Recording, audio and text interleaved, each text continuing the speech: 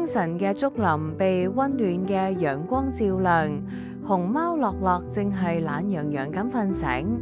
樂樂係一隻肥肥嘅熊貓，佢最中意嘅事情就係瞓覺同埋食竹葉。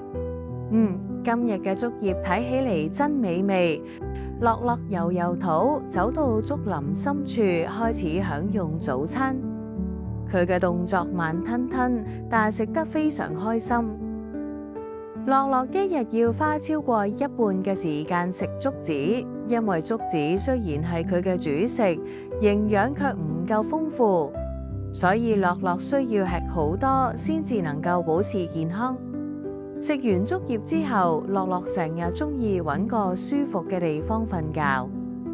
但係樂樂嘅媽媽就話俾佢知，樂樂，我哋嘅家園正喺變細㗎喇。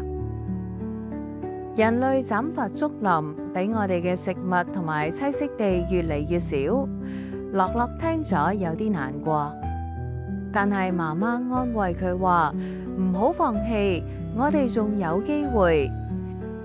人類中亦都有愛護我哋嘅朋友，佢哋會幫助我哋保護家園。